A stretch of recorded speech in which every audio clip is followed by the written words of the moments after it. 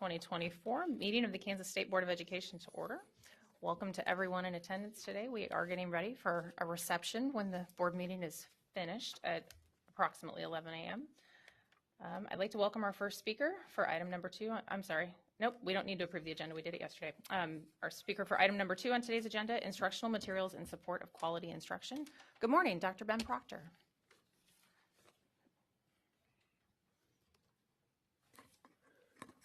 Thank you, Madam Chair. Thank you, members of the State Board, Dr. Watson, for the opportunity. I want to just pay special thanks to Mrs. Maw, Dr. Horst, and Mr. McNeese for your time on the board. Thank you for all of your service to educators across Kansas, to students across Kansas. We'll definitely miss you and wish you all the very best. Today is National Stretch Day. So I felt like that was very applicable for state board members because you sit a lot and probably need to have opportunities to stretch more often. I've learned from a friend of mine that there's places you can go where they'll actually stretch you. And haven't been to one, but I've heard they're really good, so maybe that's a recommendation, but that's something to celebrate today.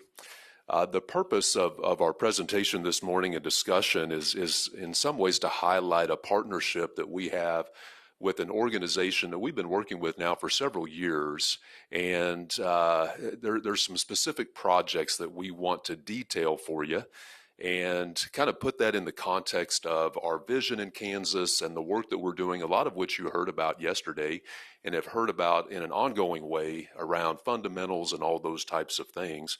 And the way I want to kind of situate our conversation, I want to start with a problem. And maybe I would describe this as the problem when I think about improvement of schools. There's a lot of challenges, but this particular problem really set the stage for all the work that our team and the Division of Learning Services has been doing, at least during my time here at KSDE. And it's not my words, but the words of Michael Fullen, who maybe you've heard of.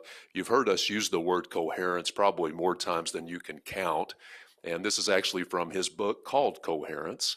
And he describes the problem, as not the absence of goals. And you can probably substitute other terms. Maybe it's initiatives, maybe it's programs, maybe it's just things. But not the absence of the things we do. We do lots of things in education, and maybe we try to do too many things. And he describes this on page 19 and 20 of his book, Coherence, as he develops kind of a framework for how to do a small number of things very well. And he goes on to describe just this dynamic that often occurs in our schools of trying to do too many things as resulting in overload fragmentation. And if you talk to educators, I think they can relate to this. We try to do so many things, and oftentimes we don't do a lot of things well, or we do things for a while and then we change them, or things come and go. We hear these types of phrases often. If you attend a school improvement day, which I would encourage anybody who would like to do that, you're going to hear those conversations happen within district leadership teams. And I can think of the school improvement days I've attended where those things come out, whether it's how they talk about professional development in their school system or other initiatives that kind of come and go that maybe aren't implemented and sustained over time. He goes on to talk about that overload of initiatives being the result of too many initiatives, and that depth becomes a challenge. And I think when you look at the action plan example, even from yesterday, that was a good example of where when you go really deep around a collaborative system, you have lots of potential to impact instructional change in the classroom. And that's the kind of depth and sustainability that I think we're promoting through our school improvement process. And then to wrap up, just to summarize the problem as Fullen describes it, it's that connection. Jay talked about yesterday mutual reinforcement, and a lot of the definition that we have around coherence is, does one action reinforce the other and the other and the other? And that's what our system is really built on, this idea that you have to start somewhere, but then you complement action and you build upon prior action, and that's how you build sustainability over time, so you're not jumping to the next big thing.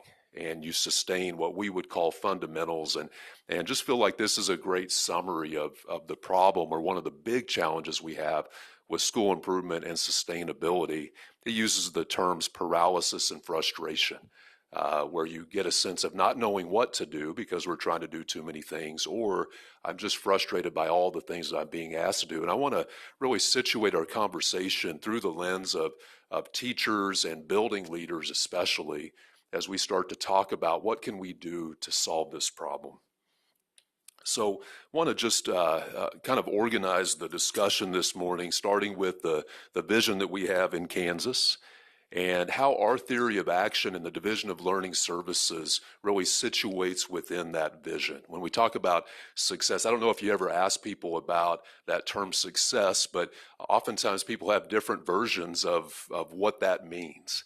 And we want to refine that just to a degree that we can make it useful within the work that we do. And that's what our theory of action is all about. And then specifically within that is a resource that we've developed that we feel like can produce the type of conversation that will produce the changes that we're looking for in Kansas. And we refer to that as the school improvement model. You've seen that many times. And then within that, there's an element, a fundamental called quality instruction. You've heard us discuss countless times over the last probably 18 months on structured literacy. And we heard a presentation just last month on standards alignment, and you heard Julie and Beth talk yesterday about balanced assessment. I don't know that we've spent as much time on quality instruction, and we're going to get into that fundamental a little more specifically today, knowing that they are all very interconnected. And to do that, we're going to talk more specifically about instructional materials and how that's a support that we can scale across the state of Kansas, and we believe is a critical starting point and really a premise for producing and improving instruction in classrooms in Kansas. And we want to do that within the context of the partnership that we have with TNTP and some of the projects that we're producing through that partnership. So starting with our vision in Kansas, leading the world in the success of each student, talking about what does success mean in the context of this work around school improvement. And that's where we bring in our theory of action. If we do this, then we think the result will be such. And the result that we're looking for is that our students know more and are able to do more in the context of those standards that the state board has adopted and we've agreed upon are critical for the success of our students, not only as they go through school, but later in life. And we talk about that in the context of opportunities available to them and the reduction of limitations. We know if a student is not an effective reader, that they're going to have more limitations than if they were an effective reader. And we can go on down the line on those different standards and why they're very important. So that's the success that we talk a lot about, how we increase the depth of knowledge of student understanding of our standards, which leads to more opportunities, reduces the limitations that they have. And you've heard us talk a lot about the way we want to do that is through building coherent systems, and there's layers of coherence. There's the coherence between the board and the State Department. That has to be a highly coherent system, so that we can execute on the things that you approve and value. And then there's got to be a high degree of coherence between the State Department of Education and our school system leaders especially. And we've got to be able to speak the language that produces the type of changes and supports that they need. And then they have to have strong coherence within that system. And then students can receive that. There's a layer of coherence for the student. Is their school day coherent? Is their year-to-year experience, is it aligned, and does 1 year support the next year, and so on as they build skills over time? So that's why that term is so important to us. We believe that we can only produce that through doing a small number of very high leverage things. So that's the result is really, as we think about solving the problem of initiative fatigue and moving from one thing to another over time very quickly, we feel like the solution can be found within this framework. And I think maybe you have copies of this. We gave you an old copy initially. These documents evolve over time. We've stuck with this one for a while, but there's not much different about the original one that you received and this one, just some ways that we're measuring progress. But There's a lot of words. I've even had some board members say there's too many words, and I don't disagree. It's hard to figure out which ones to remove, but you'll see as you start to read the words, you'll see lots of consistency. And there's things to highlight there. You'll see the phrase HQIM listed a lot on that document. Does everybody know what HQIM? We do way too many acronyms, but I bet you're starting to figure out it's high quality instructional materials, and that's probably an okay thing. Maybe you have other things that you could come up with to fill the HQIM, but when we talk about instructional materials, we talk about a high leverage fundamental action. You see that all over those lead indicators. And we feel like the adoption and successful implementation of quality instructional materials that are aligned to Kansas standards is a great starting point for quality instruction. And we're going to talk about why that's such an important thing for our teachers to experience. And I think I'm hearing more conversations from our school system leaders about the importance of instructional materials than I've ever heard before. And that's exciting. It's amazing what gets us excited as we get older. But when you see standards and you see high quality instructional materials, these are very consistent actions. They're not separate from one another, but they're really a part of just that implementation of these interconnected fundamentals. But we'll continue to reference this as we go, but this is the mechanism. So every school system in the state is having internal conversations right now throughout this year about the degree to which they're doing those things that can produce the results that we're looking for our students across the state. So we're going to highlight quality instruction today, and that's in that bottom left corner, and the terminology is the same that you see up here on the screen, that as we defined it in a way to make it meaningful for our school leaders, our educators across the state. We said it's a culture of high expectations. And I don't know if you agree with this statement, but I was counting the number of years I've been in education. The last few, I haven't spent as much time in schools or as much time with students, but I think I learned over time that students generally, almost always, but most of the time, will meet our expectations. Is that true? Do you agree with that?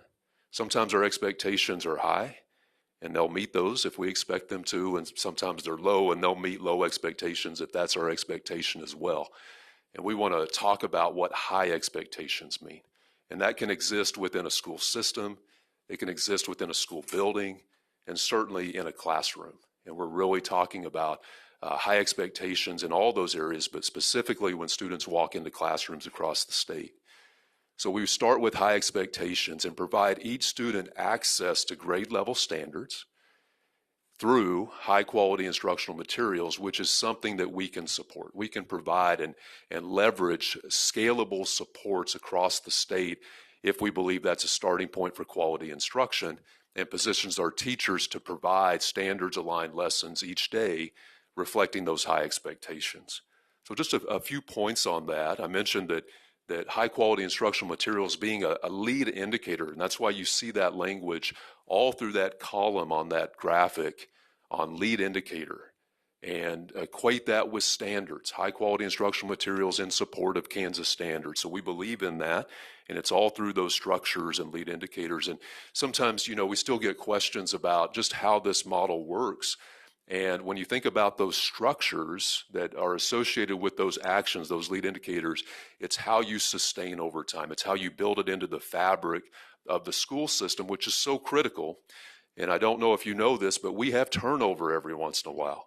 People come into positions and then they leave, and what we need is to make sure that we're always sustaining this, and it's not dependent on who a leader is, but we always understand the importance of structured literacy and alignment of standards and all those things. And that's why those structures are so critical. It's how you build it into the system and can sustain over time no matter who's leading it. So a lead indicator for quality instruction. And then as we start to get into the research behind this, these are some statements that often exist within our schools.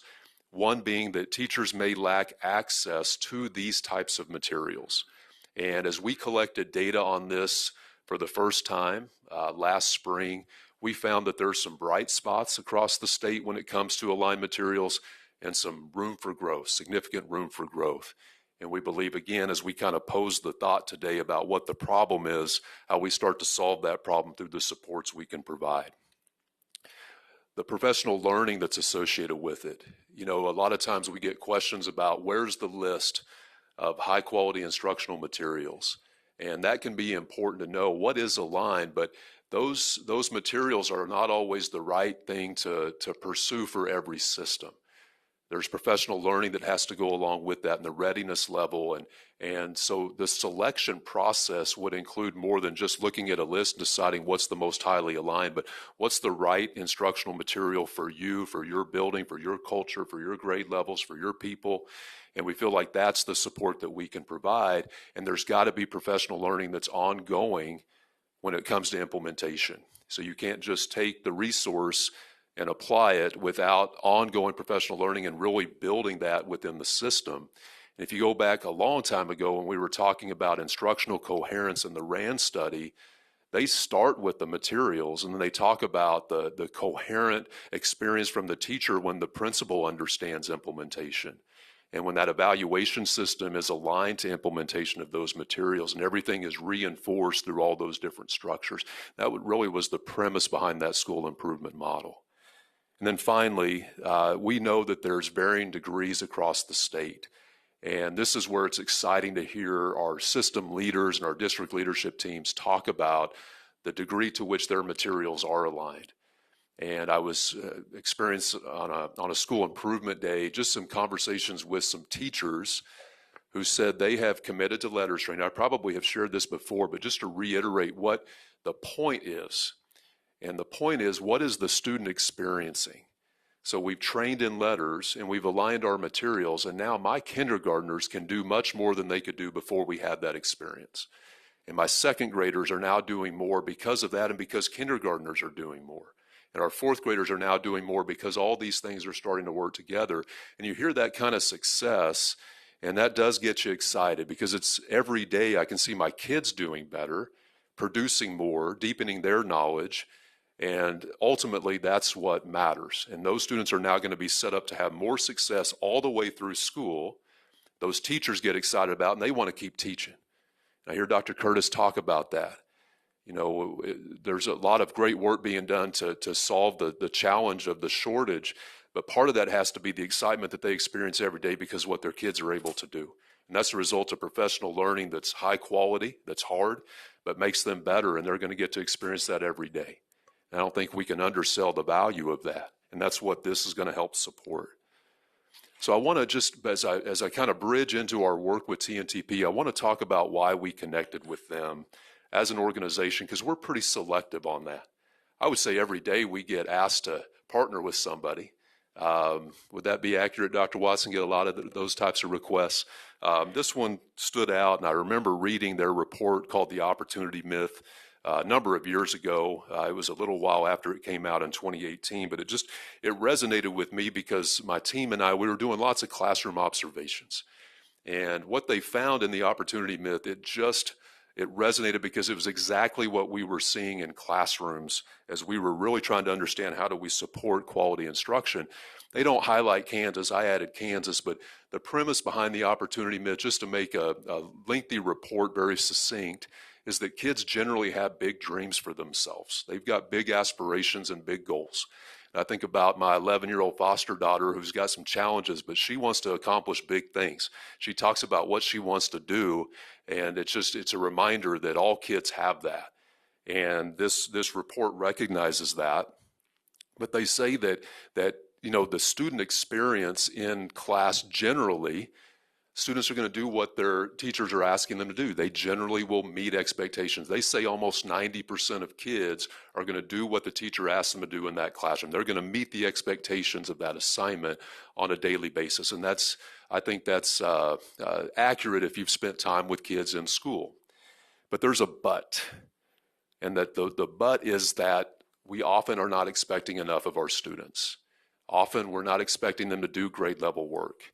And often there's a disconnect, and Dr. Watson highlighted it yesterday during our discussion of formative assessment. Who is that training for? It's for every single one of us, because we can all do that better no matter how experienced you are as a teacher or an educator. We can always do formative assessment better, Everybody needs that. And the key point that he made was we may be doing all kinds of formative assessment, but is it at grade level? Is it based on the Kansas standards? And that's often where we've come up short, I think, as leaders. And that's why it's so important to provide the resources to our educators that are aligned to standards so that we can ensure that kids are getting grade level standards and they're able to meet those high expectations that we have. But often that's not the case. And the kind of succinct statement of the opportunity myth, they describe it as the false premise that if students do what they're asked to do, they're set up for success. And that can be true if we're expecting enough out of them. But they would find that generally we don't. And I think that's backed up by lots of observations, and that's what we can do to help solve the problem. And they issued a new report just recently. Within the opportunity myth, they've got some recommendations on what you can do. But just in 2024, they issued a new report that we were able to go over to Kansas City and listen to kind of a sneak peek of that. And they called it the Opportunity Makers. And they had some key points from those schools that they believed disrupted that myth or changed trajectory for students, that in certain schools they were doing things that advanced students at a much greater rate than other schools. And they said, what are those schools doing? And they boiled it down to three things. The first is, it really goes back to expectations. They create a culture, just like we talk about in our definition of quality instruction. There's a culture of high expectations, or a culture where students are expected to excel and that they're cared about, and that environment's fostered throughout the building, throughout the system, throughout those classrooms within that building. And we know how critical that is. They also talked about consistency and the consistent delivery and experience of the student to experience good teaching. And they distinguish good from, I'll use the word great. It doesn't have to be the greatest teacher ever. You know, not all teachers can be the greatest, but teachers can be really good at what they do. And so those students in those trajectory changing schools experienced really good teaching. And so I asked them, what was the standard for good teaching? What does that mean? You know, as they were defining that. And so they listed kind of their qualifiers. And part of that goes back to that culture for learning. Are we creating an environment where a student, when they walk in the door of a classroom, the learning starts then? And when that bell rings or that class ends, have they experienced good, strong instruction all the way through, where they're expected to do the thinking in that classroom? Are they receiving grade level content? And are they receiving appropriate instructional practice? And those were some of the qualifiers. And when they experienced that in those schools that they called trajectory changing, they produced outcomes that far exceeded those that didn't provide that. And that in those schools, they received good teaching 90% of the time. So they had moved the baseline of what quality instruction looked like. And when they talked about the leadership element of that essential piece of all of this, that building principle or that instructional leader, and they used the phrase, if it doesn't support the improvement of instruction in their school, they block it and they prohibit it. And go back to the problem. You know, the problem being we're trying to do too many things, or this new thing is happening and we want to experience this new thing. They said we're not doing that unless it supports the improvement of these things that our students need to experience in the classroom. And I love that part of that instructional leader role, being able to say we're not going to do this good thing, because that's the problem. We too often do that. And then the third point, I think they were excited to share this report with us because they knew how much it aligned with what we've been doing, is that coherent experience that we all have as we start to identify those priority fundamental actions. And that building that coherent system produces coherence for that student. And that's the ultimate result that we want.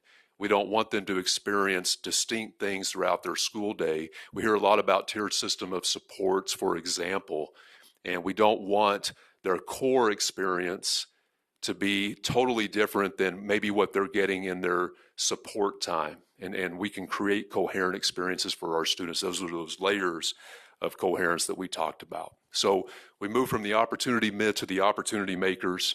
Let's talk a little bit about why instructional materials are a lead indicator for quality instruction.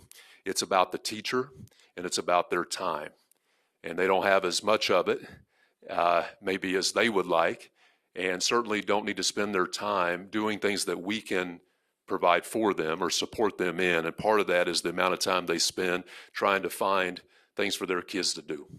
And when they go out and try to find those things, because they're going to utilize resources, if they're not getting highly aligned, high quality instructional materials, they're going to go find those on their own. And oftentimes, most of the time, those are not going to be aligned to Kansas standards. They're not going to be high quality. And that's the gap that we want to help fill. Just some statistics for you. I've shared these with you before. This is all from a past study. Probably could update some of this research. I don't know that it'd be much different. Maybe some of the sites would be different, but many are going to Google, Pinterest, Teachers Pay Teachers. We hear that consistently when we talk to our superintendents across the state. They know this to be true. And once you hear it, you feel like you've got to do something about it, because it's a very compelling reason to start to usher in change. And I think about, Mrs. Arnold, your question yesterday, which is the question: how do we actually move from words to action? And sometimes I think in Topeka we want to require something to be submitted to us so that we can validate it or verify it in some way. I think maybe the best way to move action is to create a really compelling reason why you just have to do it, because it's the right thing. And I think we can be on repeat with that, and this is one of those areas. And if we want to support our teachers, I feel like this is a critical area, because the research and the statistics tell us that it's a deficit for us. And I think that there's some supports we can provide as we start to get into that. So just another kind of why behind instructional materials. You can see, just making it central to school improvement, it's a time factor. It takes that responsibility of being a curriculum designer away from that teacher, where they can focus on things that are much more high leverage. We talk about it being a starting point for instructional improvement. And just a quick quote. This was from an article that was written pretty recently from the 74. I'll let you read that, but it's basically moving time away from creating all these things when you don't have access to those aligned materials, to doing those things that are much more high leverage, that have impact on students, providing feedback, connecting with families, connecting with one another, colleagues, reinforcing those actions. So just a quick visual as I kind of wrap up here to talk about the specific supports that will be provided through our partnership with TNTP. And you've heard just kind of that bottom stair step as you just kind of move from the bottom left to the top right. A lot around standards. So our program manager team is highly committed at this point to helping make standards real for our educators across Kansas. And it's work that we've been trying to do for many, many years across the state in every school system that I've ever been in. And it's always resulted in disappointing results. And our mission is to shift that, to start to change that. And that's where those standards alignment toolkits come in as a resource that we're initiating.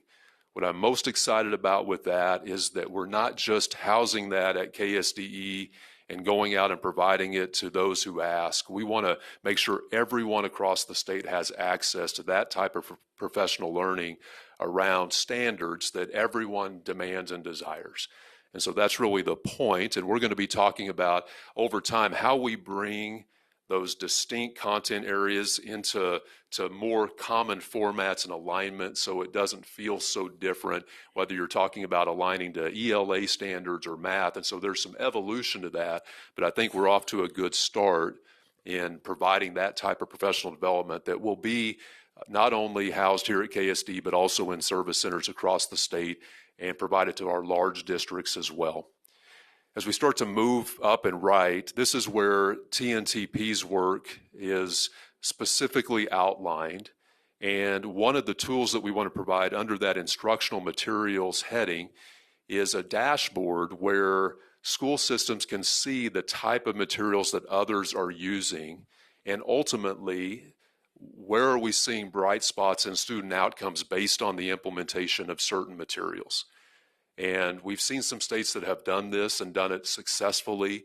And we hear that, again, if you go to school improvement days, you're probably going to hear people, especially if they're in the curriculum world, talk about what curriculum are you using. And they're doing it naturally. They're connecting with one another naturally when they hear those things. We feel like we can provide the connection point by showing people what is it that different districts are using, bringing those together. And that's a part of our project with TNTP to be able to provide just that collaborative opportunity when people are maybe trying to decide what curriculum they want to use. Well, I can call my neighboring district or a district across the state, talk to them about that, what their experience is, and just providing, again, really a part of our theory of action is the collaboration that we can create. So that dashboard will be something that we can produce so systems can see what they're using that is producing success for students. And then we'll have specific selection guidance when people are looking at the materials that they may want to adopt and implement, a framework so they can go through a process, a collaborative process, much like what you heard Topeka Public Schools talk about a few months ago, where they brought people in and really went through a thorough process to determine what is the right material for us. And having that experience with other districts is going to be a complementing factor within that. That guidance will not only be general, but it will also include specific guidance for all of our different content areas that's specific to that content area as well. So they're working very closely with our program managers as we talk about just that standards alignment process and how we position and situate instructional materials within that. And then it's all about implementation. We know that materials themselves, just like letters training in and of itself, isn't going to produce the results. It's all about implementation. That's what that school improvement model is all about. And so that guidance will be provided as well, along with a vision for quality instruction in Kansas. And you heard yesterday, do you remember what the one structure that has not been selected in the 47 or 49 action plans that have been submitted? Did you catch that? Educator evaluation. I predicted that. I thought that'd be one that comes a little bit later, but I will tell you, people are talking about it. And at that school improvement day again, you're hearing a lot of things. And as I travel from table to table, it's on the page. There's a question about it, so everybody's talking about it. And most will say they'll maybe start with their formal evaluation, but then they move to walkthroughs very quickly. What's the walkthrough that we're using? How do we know? What are the look-fors when I walk into a classroom? Going back to that instructional leader, having experience with that curriculum to be able to know when I go into a classroom and then be able to sit down with that teacher, how to implement that effectively. Those are tools that we want to provide. None of these will be required, but they're all available, and I think there's very high demand for these types of supports. That's all happening right now, and we're going to be ready to initiate all this work and support during this school year. So very excited about that. As I finally finish up, I'm over time. Did you know it's basketball season? I love basketball season, and I think, again, you do things for a while, and I think where I was most comfortable in any job I ever had was as a basketball coach. And not my comfort level in front of the state board isn't the same as it was back in the gym during a practice. I was pretty comfortable in the practice environment, but I was just thinking about those days that I spent coaching. It's been a long time ago, but I love basketball season. I love the very start of basketball season because you had about 2 weeks with kids before games started. It was just practice, and you could just focus. I love fundamentals. I was a John Wooden guy. If you know John Wooden, I read every single book he ever wrote, and just love the idea of fundamentals. And I remember after a few years of not winning a lot of games because I wasn't that great of a coach, even though I really enjoyed it, started to try to understand why. And, even though we focused on fundamentals, I started looking at what are the specific things that are going to give us the best chance to be successful, and started actually looking statistically at that. Even though I wasn't necessarily a math person, tried to break that down a little bit because I really wanted to win. And it really came down to 4 things. One was, and stick with me if you're not a basketball person, but one was this idea that when you're on defense and the other team shoots it, they don't generally make 100% of their shots. On a good day, they hit 50%, and on an average day, you're probably in the 35 to 40%, which means there's a lot of times that ball's going to come off the rim, and we needed to get it every time. If we were on defense, we weren't going to give up second shots. And so we set a goal that we were never going to give up more than 4 offensive rebounds, because if we did that, we were limiting the number of second shots they had. We were going to improve our chances to win. So every single day, any of the kids, they're not kids anymore, but that played for me will say, we spent a lot of time boxing out. When that shot went up, we were going to put a body on somebody. That's a very fundamental thing to do. That second picture on the top right, the top left is the box out.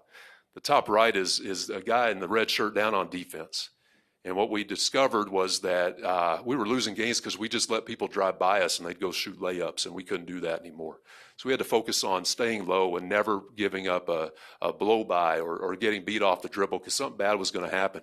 So every single day we spent lots of time lane slides.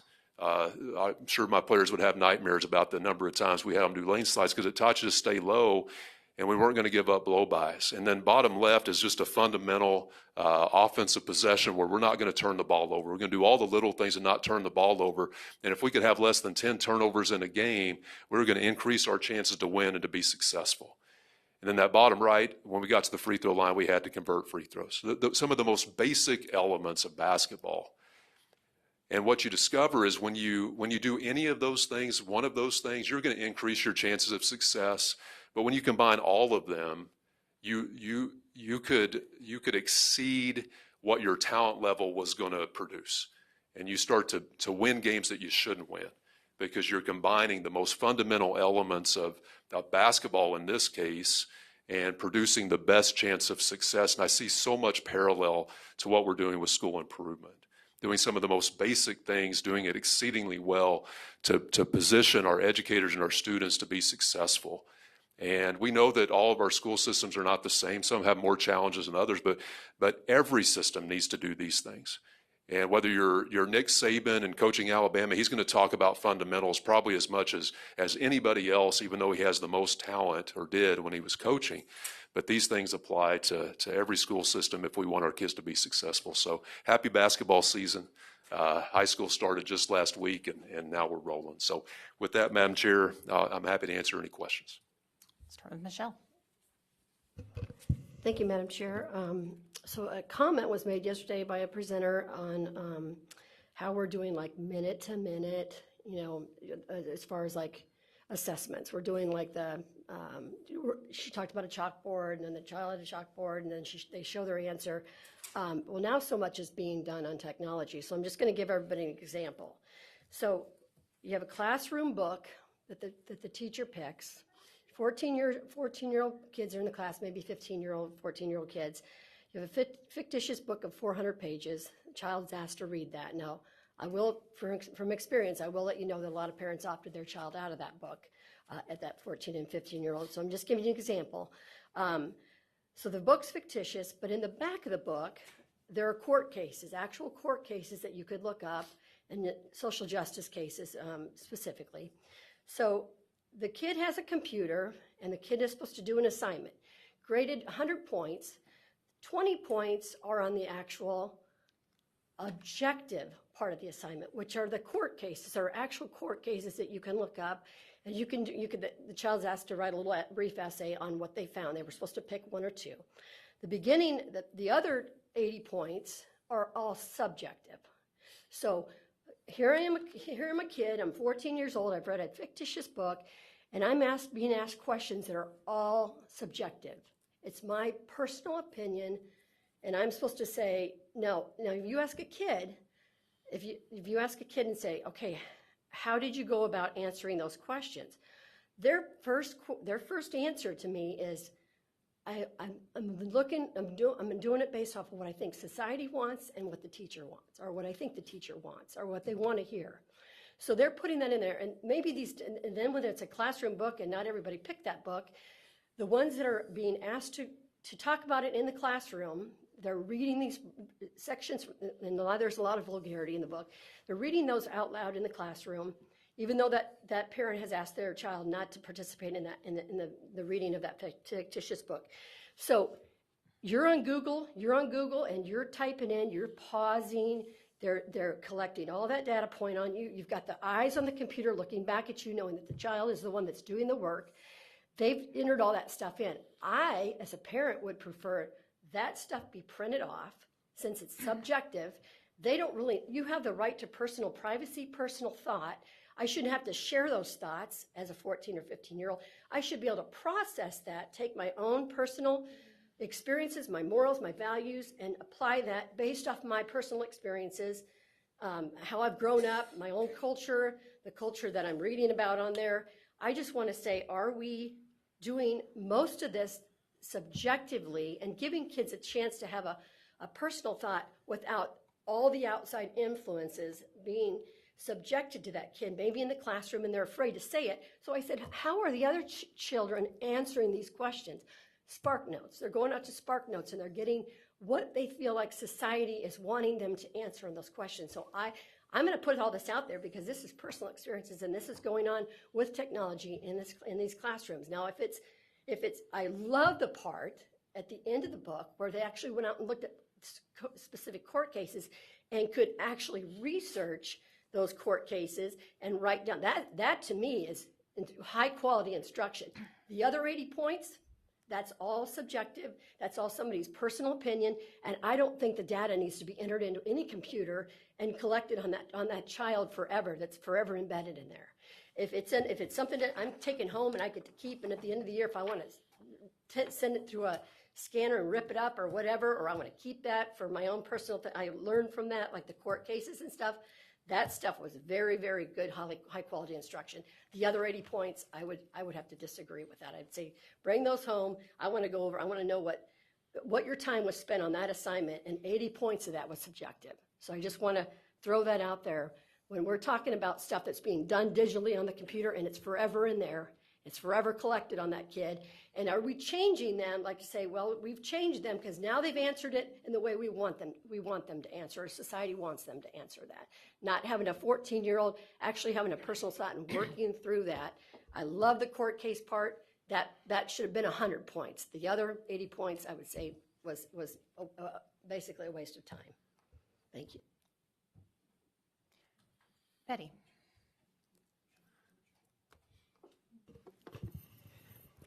Thank you. Okay, my question, as we look at the school improvement model, and I'll throw out an example, we looked at the correlations with reading.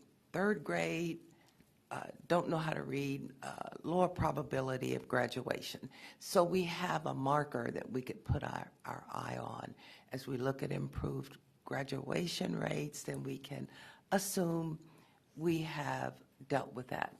Now, if we take graduation rate out of it and look at the school improvements, what kinds of things, just maybe the first thing that we could look at to show this is working?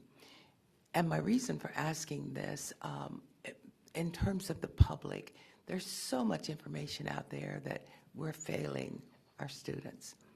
They are not where they should be or could be. What marker would we identify as we progress with this marker, taking out graduation, because that's improved, but we're still hearing feedback based on assessments we're failing our students.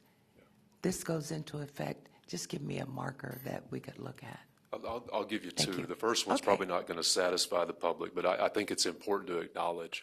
The first marker that I think the board needs to look at, I think you need to spend time looking at the actions that districts are taking.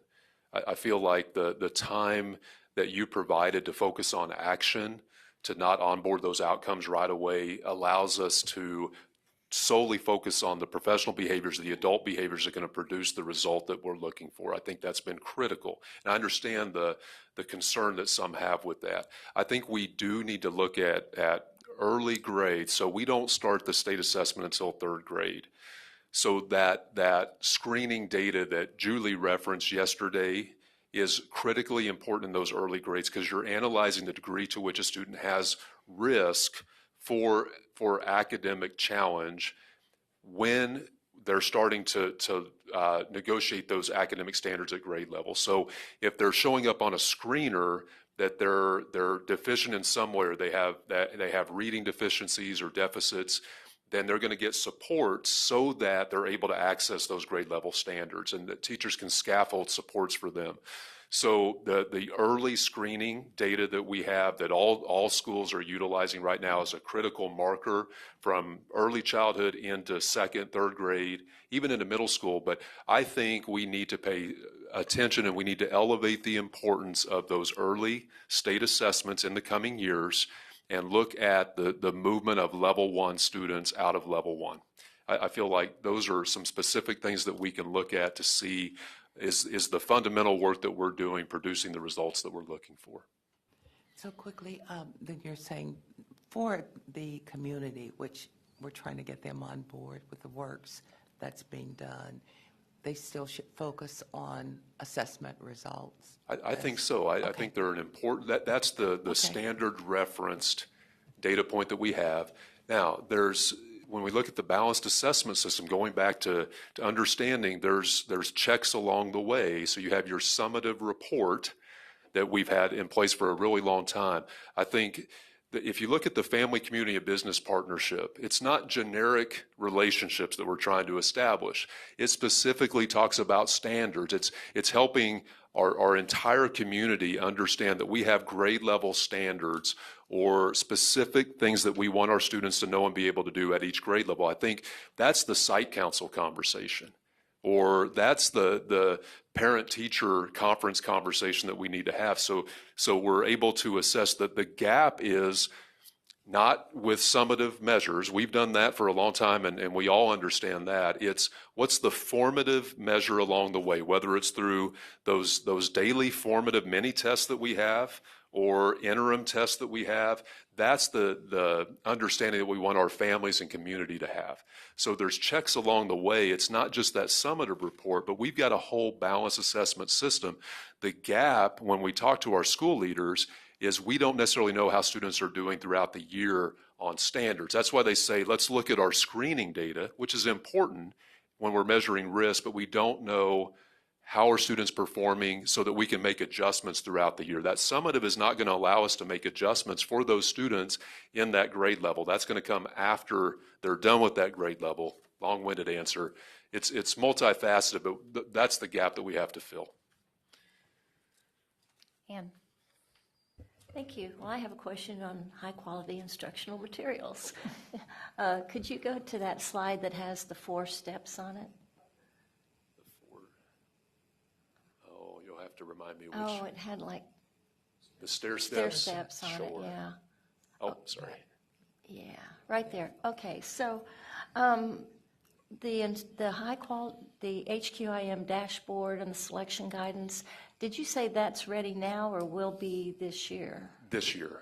Okay. Yeah, and we're going to decide what we want in that dashboard. There's some state examples that we've looked at that are, they could be examples of something that we could do, that we would bring that to the state board to look at before we would create it. The ultimate goal is to be able to provide a resource for our school system leaders initially. It could be something that we want to provide transparency for the entire state if we chose to, so people know what type of curriculum we're using. The team is also connecting with our research and evaluation team. So our TNT partners are connecting with Dr. Wells, who you met yesterday, to look at, are we able right now to make any connections between the materials that people are using and the outcomes that they're getting with our students. But that dashboard and that selection guidance will all be ready to go this year.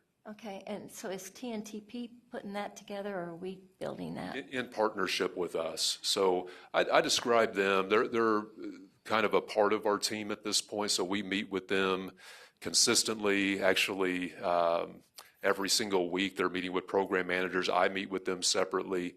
So as much as a team that doesn't reside here at KSD can be, they're a part of our team. So it'll all be in conjunction with our broader, especially our program manager team. And last question, is TNTP using like Ed Reports or one of the nationally known? We use all the different kind of nationally recognized evaluation systems, which is another data point that can be provided.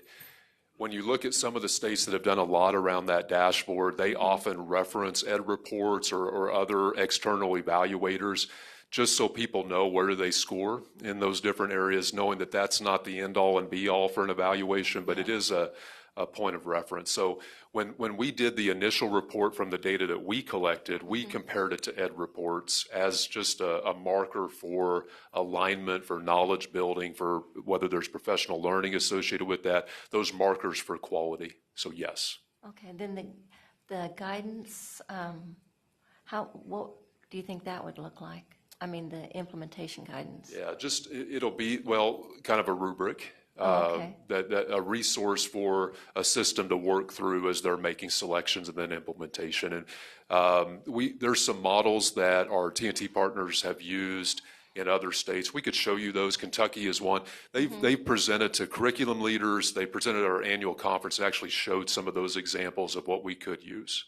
Yeah, Kentucky and Louisiana, Delaware, Colorado, even they've all done. Lots of states have they're ahead of the game on instructional materials, but we're catching up very quickly. Well, I know if anybody wants to catch up on the topic, the January 2024 NASB standard, which you can get online, January 2024 was all about instructional materials and what state boards are doing in terms of providing guidance, and you can read about what all these states are doing and what Ed Reports is and what high-quality materials really look like. So appreciate all the work you're doing. This is good stuff. Thank you.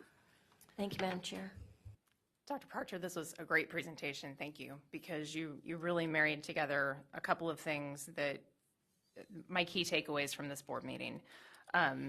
The teacher eval definitely raised some flags for me when I saw that that was not part of any plans.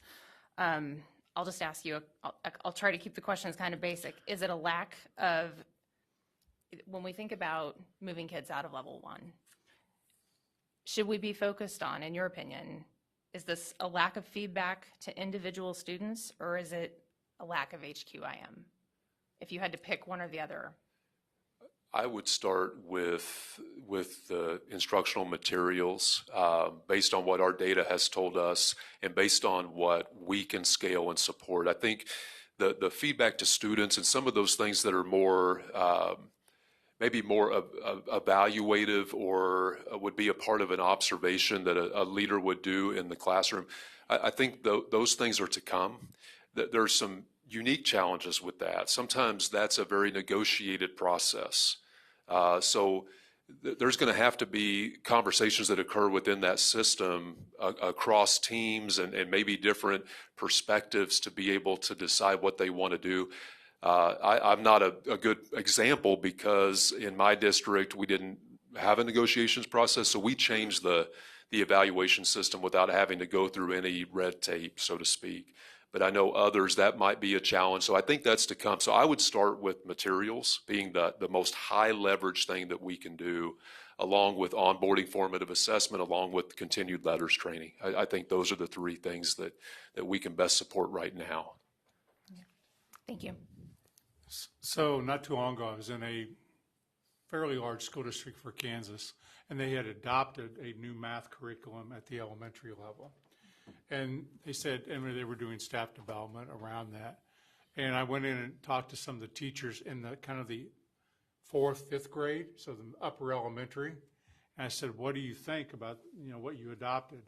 So, well, we really like it, but this is really hard on us. It's really hard on the kids because we've adopted a more rigorous curriculum and they're not ready and we haven't been teaching to this level. And so we're having to scaffold for a year because we've got these gaps, but we can clearly see what we weren't doing before, maybe to answer your question.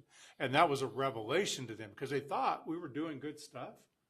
And then we realized we were teaching at a much lower level than what we should have been teaching to really have kids ready. It was really interesting to just hear their comments around that. Ann? When I visited my grandson's early 3rd grade, anyway, they were adding, maybe it was 2nd grade, they were adding 3-digit numbers in their heads. And it was amazing just to watch where they were. I thought, oh my gosh, I'm glad I wasn't in his 2nd grade class. But I said, what are you using? She goes, we're using Eureka. And she said it was really, really hard. And at first, this teaching math this way just wasn't working for me. And then when I got it. And you can see the results with the kids. So these high quality materials really, really do matter. So And so that's why letters is so important, because it's high-quality training. And again, talk to any teacher going through it, and they will tell you, oh, I didn't know all those nuances of how to teach reading at this depth. And where that catches you is the level 1 kid. It's not the Randy Watson. I learned to read really easy. I don't know how it happened. It just came naturally to me. Put print in front of me, have some good instruction. But a level 1 kid needs a teacher that knows how to use a material and to move that kid, because they're going to struggle without that. And that's why this work is so important that Ben's leading. Thank you, Dr. Proctor. We are close to 10 o'clock and we are way over on time, so we're going to take a 10-minute break and then we'll see Dr. Hartwood back at 10:05.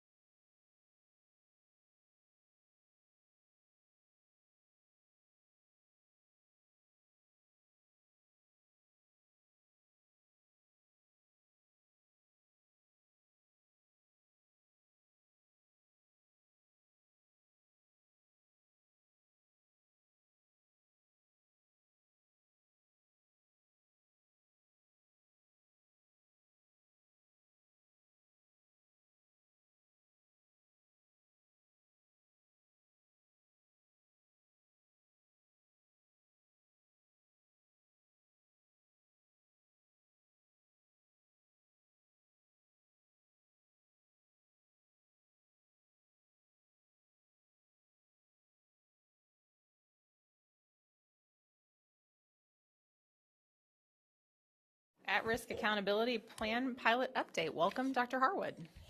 Thank you, and hopefully you will see some coherence with this as I kind of follow in on some of the things that Dr. Proctor was talking about. So hopefully you'll say, well, why is Dr. Harwood up here instead of Dr. Proctor? Because this should be learning services. Well, it's because it started as a legislative initiative, and so that's in my side, but we're kind of working together on some things. So we wanted to give you an update on this because you approved the pilot districts before, and we'll kind of go into that. We're going to be expected to do an update for the legislature probably in January sometime, so we decided that we would start with this. So just as a reminder, House Sub for Senate Bill 387 put in an at-risk accountability plan that starts for all districts in 26-27.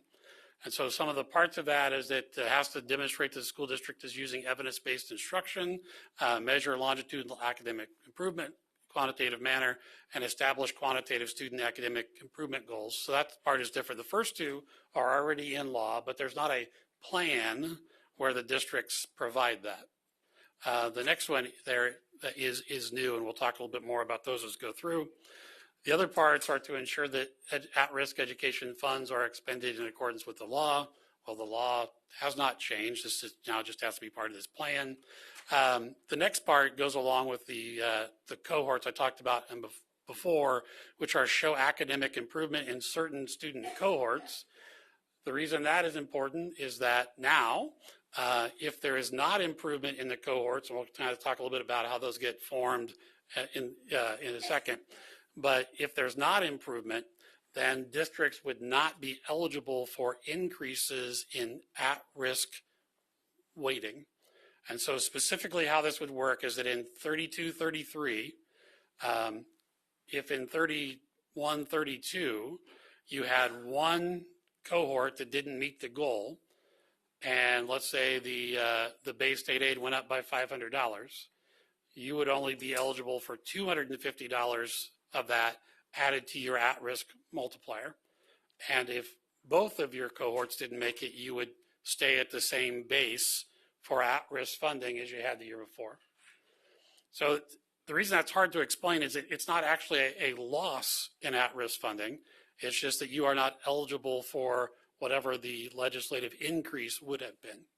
But in any case, if your students don't perform to the level that the district sets, it would reduce the amount of at-risk funds you might otherwise be eligible to receive. And that starts in 32-33, and I'll talk to you a little bit about how that would work. So this is a part we talked more about over the summer. You approved these 13 districts. We needed 10. We had 13 districts that volunteered, and those were up there. And we have been working ever since you approved that. I think we've had about 8 different meetings as we're going through, and now we kind of have some preliminary things that we're working on. So the first were some recommendations. So the legislature or the legislation requires districts to put together 2 cohorts of students, and one of them has to be 3rd grade, and the other one can be some other grade K through 8. So our first recommendation is that the mandatory grade should be 4th grade instead of 3rd grade. The reason for that is that you have to use state assessments as the measure, and if in August you put together a group of 3rd graders, they haven't taken the state assessment yet. But if you have a group of 4th graders, now you can look at 3rd grade assessments, help you figure out who should be in the cohort, and then what a reasonable goal would be 4 years later.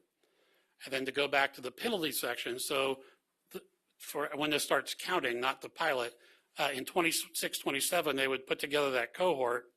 They'd have 4 years to meet a goal, which would be 30-31. And then if they don't meet that goal, you monitor them for 1 more year. So for 4th graders, 4 years would be 7th grade, and then you'd have 8th grade. And if you don't make it after the 5th year, that's when the penalty starts. So that's how those work. The other one, the district can pick any grade, K through 8. We'll talk a little bit more about how you set goals for that using when state assessments, either they've not taken it yet, or they won't take it when they end. And so those are two of the problems we've looked at. But so the first recommendation is, if you're going to require a grade, make it fourth grade instead of third grade, which I don't think the legislature, I mean, we have a good reason for that. The next part is that the cohorts have to be at least 10 students. That's what's in the legislature as well. But it doesn't talk about what happens if you can't form a cohort. I mean, because we have districts that don't have 10 fourth graders or third graders at all. So let alone even more districts that don't have 10 at-risk third graders. And so we have to get clarification on that. What we're saying is that maybe those districts should be exempt from the penalty phase. We need to come up with a way that they're still working on school improvement, but the penalty doesn't seem, I mean, that's kind of difficult to do if you can't have 10 and you can't report it. We talked about the idea that, well, maybe you have a multi-grade cohort. The problem with that is that they're all taking different assessments. And so now you need to we'd have to look at something completely different. I mean, you could look at something more global like attendance or some of those other things, which also are tied to at-risk students, but that's not something that the legislature currently allows. And then the last one is what happens if a cohort drops below 10. So we're going to have a number of districts that can say, well, we can form a cohort of 12 students, but by law, the cohorts are closed cohorts, which means if a student leaves, you don't add anybody back in, because everybody that you're evaluating had to be there at the beginning when you set the goal, which actually when you're doing research is a valid way to do research, because you're only measuring the students that have been part of the process the whole time through. But for those districts that start off with 10 or 15, but in 4 years, they may still have the same number of fourth graders, but not the ones that were there to begin with. So how does that get handled? So those are another one where we just say, if it drops below 10. Now, one of the things we've talked about is that if districts that should have cohorts large enough pick cohorts that they think are going to drop below 10. Now, we know that legislatively that's going to be a problem. They'll come back and solve that issue later on. So it is a matter of working with the districts that legitimately just don't have enough students to make the cohort, but also working with the districts that if you do, you need to make a reasonable cohort that is, you think should be. But I'll just use Fort Leavenworth as an example, whereas they could have 100% turnover or 90% turnover in 4 years. So that's a district that probably has enough, but mobility is huge for them. We have other districts that aren't quite that bad, but there's a lot of mobility in some cases, which is something that causes at-risk students to become at risk. The next one are interventions, and we didn't have a lot of suggestions for the legislation on this. The suggestions here have all actually been internal because it's about the list of interventions. And so just some things we put together, and you'll be seeing some changes to this as we move forward. Just a better way to use the list that the KSDE take the list and put it together by area. So right now the list is alphabetical. They'd like to see the list as, well, these are for reading intervention, and more information about this intervention is best used for third graders or for seventh graders, whatever that is. And then the ability to sort the list. So those are some things where I know that Ben and his team are working on already. The next part is assessment. And so I'm going to go back a little bit to the conversation that you were having yesterday. The legislation requires that the assessments used for the goals are the state assessment, the ACT or the ACT work keys, or summative and formative assessments that are approved by the State Board of Education. So this is going to go back to some of the conversations that we've had about balanced assessment. It's kind of interesting in that the districts could use, because they have to evaluate their interventions every year, they could use any progress monitoring tool they wanted to determine whether the interventions are being effective and whether they should keep using those or not. But to actually measure the goal, you have to use either the state assessments or ACT work keys. The problem with that, as we get into, is if you picked sixth grade, which you could, they would take a 10th grade assessment 4 years later, but then when you evaluate them as 11th graders, they wouldn't you wouldn't have anything to evaluate them with. So that's just some inconsistencies with the way the legislation is set up. So the first thing that they talked about is guidance from KSDE on assessment data and monitoring goals. The first thing is actually how to set goals in this setting. So the state board has a history of setting what we would call stretch goals, which are goals that probably are going to be difficult to maintain. 75% of all students being in 3 and 4 by 2030 would be a stretch goal. In this situation, because there is a financial penalty, we need to try to help districts understand how to set realistic goals that are actually challenging to move students along for improvement, but not set themselves up for failure because of what we've done in the past, which is, you set a goal and say all students will do this. Well, that's probably not realistic. So how do you set realistic goals? But then how do you monitor how we're moving along there? And that would be true with the state assessment. This would be something that Dr. Proctor talked about, is the state assessment is summative. What can we do to help them understand how they're progressing along the line? The next part is if you look at the state assessment and you say, well, we're looking at the number of students in level 1. Well, a student might be in low part of level 1 and makes progress in 1 year, but still in level 1. So how can we help districts look at that information and see, well, are we making progress or should we change our interventions? Because if you just look at the levels, sometimes that's not going to be as helpful. So this is an important part of the budget recommendation that you made for the 6 FTE we talked about in order to implement this. 2 of those positions are actually positions in the district or in the agency that would help us put together some of these things and work with districts. Problem is going to be without that, we're either going to have to readjust how we're using things we're doing, which means we have to stop doing something else to start doing this, or we're going to put out the forums and wish districts good luck on complying. So that's why we asked for those FTE. So the next part is permit districts to use common assessments to monitor progress toward cohort goals. We have some districts that already have common assessments that are aligned to standards. If they are going to use them in their plan to monitor the progress towards the goal, their common assessments would have to be approved by the State Board of Education. And so that's just something we have to think about. And again, we've got another year to get that figured out. But we may be coming back to you next year with, here are a list of assessments that we think that you should approve to be used for measuring progress towards cohort goals. And then the last one I already kind of alluded to too is what are we doing with the cohorts that end when they're not taking state assessments or the ACT or work keys, because there's not really a way to measure it, and so we're not really sure how that would work out. The other problem we look at is Dr. Proctor alluded to this, is that you could take a group of first graders and use your screening information to say, here are the students that should be in this cohort.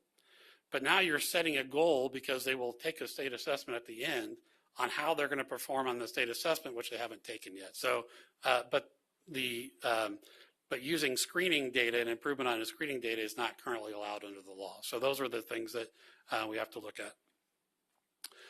Next is budget and contact. These are the last part. So the first part is that the plan requires districts to basically do fund level accounting and reporting on their at-risk expenditures. And so they already have this in their budget. We just now have to put it in their plan, how they're going to spend the money, and then how they spent the money, and then we have to collect it, and it has to be posted both on their website and our website. So that's more of a logistical thing that we're working out.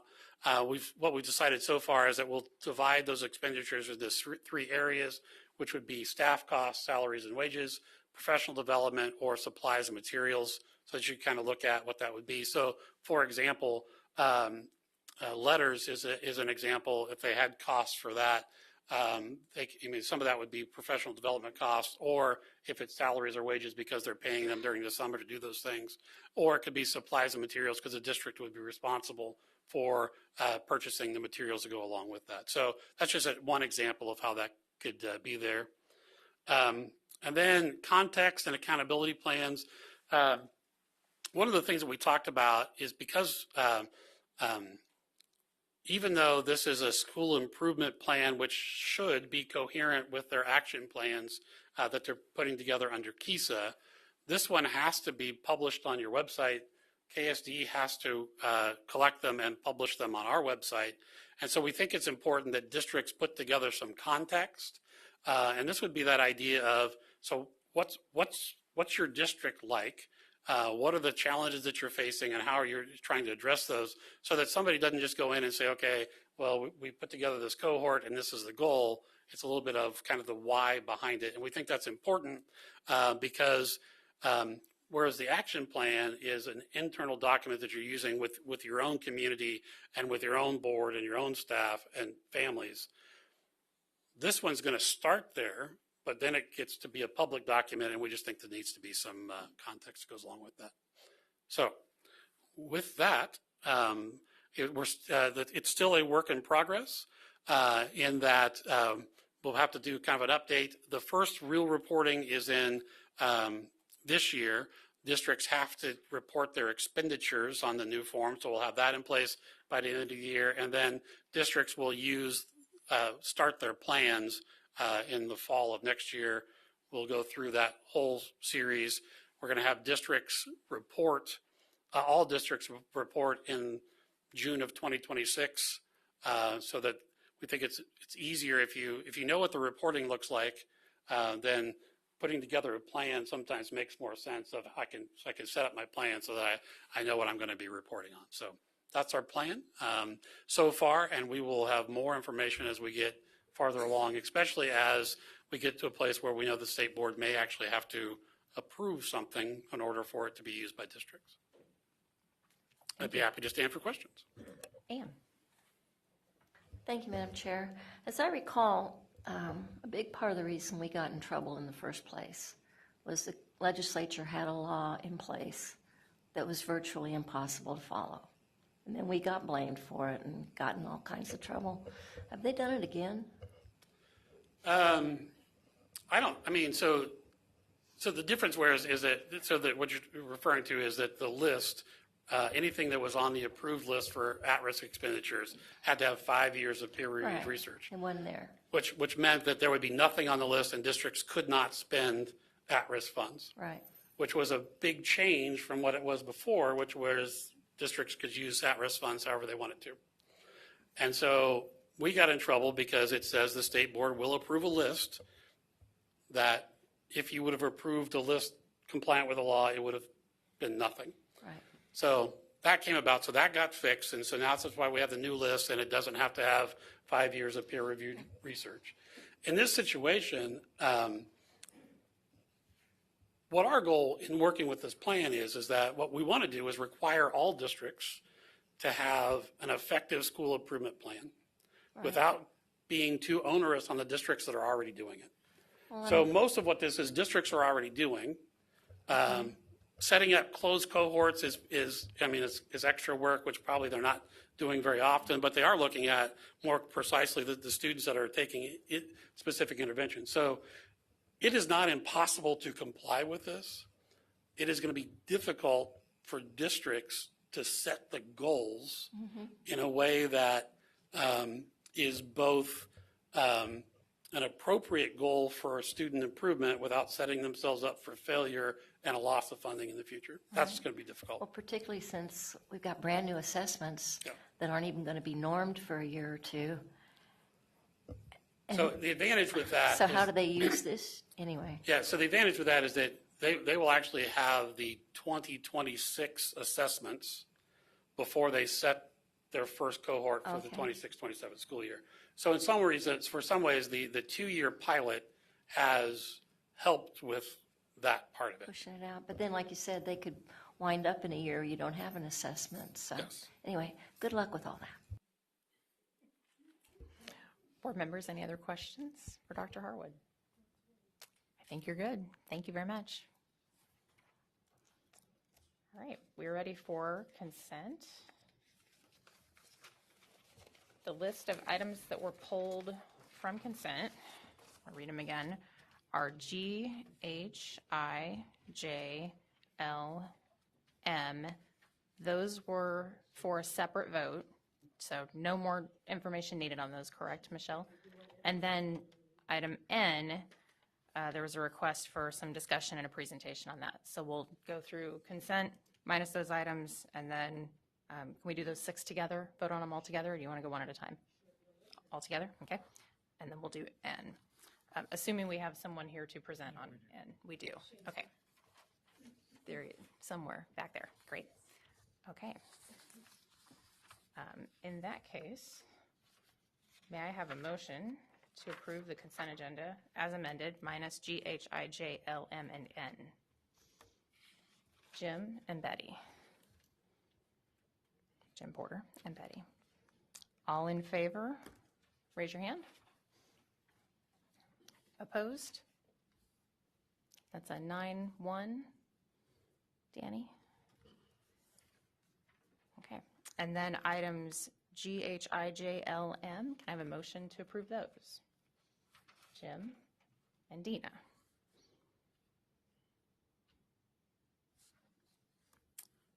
Any discussion? Ann? Yeah. G, H, I, and J in particular are related to career and tech ed, okay? And I'm concerned we're getting to a point where we're putting something above the people and the policies, and we're not seeing the faces that go with the funding. We saw the faces yesterday that go with G, H, I, and J. G and J are support for HOSA, the health, the CTSOs, the kids come in every year, we say high five and good for you. Well, G and J directly support 2 of those CTSOs. So the faces behind those 2 funding opportunities are the kids you're going to see next month. And I and J are related to the development of the career paths. The feds have changed the shape and look of some of the career clusters, which happens. Industry change, jobs change, and these have been modified. So those 2 items are to help us do what we need to do to stay in line, to keep our career paths current, up to date, and help the kids, particularly like in JAG, who were here yesterday. Those faces are the kids that would directly benefit from these 2 items. So I hope you'll put the faces with the funding and do the right thing by these kids. And in that way, I hope you support this motion. Thank you, Madam Chair. I was going to give Natalie the opportunity to, if you want to address any of these. And just kind of remind us what's at stake. If you have any questions, the HOSA and DECA contracts are naturally expiring June 30th of 2025. Both of the entities that support the state advisors for those organizations want to continue. So that's very positive. The national framework, it hasn't changed in more than 2 decades, and we're required to report our data based upon that new model, so yes. And then the other document is work we've done on electronic portfolios where students get a chance to reflect and demonstrate their learning. We finished that in 2018. So it's asking that particular American Institute for Research to update that and then provide evidence-based strategies for special populations in career and tech ed. Thank you. Michelle? Thank you, Madam Chair. Thank you, Natalie, for explaining all that. I appreciate it. And I would just say, maybe going forward and into next year, maybe some of these things could go into a deeper dive, peel back the layers, and go in and not be on the consent agenda item, but rather have robust discussions about each one of those and how it affects every kid. We're talking about individually every kid, how some things are just pushed on every family, every kid, and how does that family respond as far as not being a part of that, not opting into that. Now, you could say, well, you don't have to do that, but those are the kinds of things that we need to have deeper discussions on as far as like more transparency, and I would like those to be like a whole standing item on their own, not on a consent agenda item, where we could have a few minutes of discussion. We need more deeper discussion on how they benefit some and how they maybe hinder others. So those are the kinds of things I just wanted to bring up since I pulled them off, and we have very little time to discuss. So thank you. Thank you. Dr. Harwood, since I see you back there, could I ask you to address items L and M, which are both related to eScholar and the unique ID system? Certainly. The state has a state student ID number, which is how we keep track of all, and so we have both for students and staff. It's how we keep track of information for students as they change from district to district, and make sure that from a funding standpoint that when we have two students with the same name, they're getting reported, that we know that they are either different people or the same people. This is a contract for the how we match all of that student information into putting together the unique ID, so that we can keep all that data attached to the right student.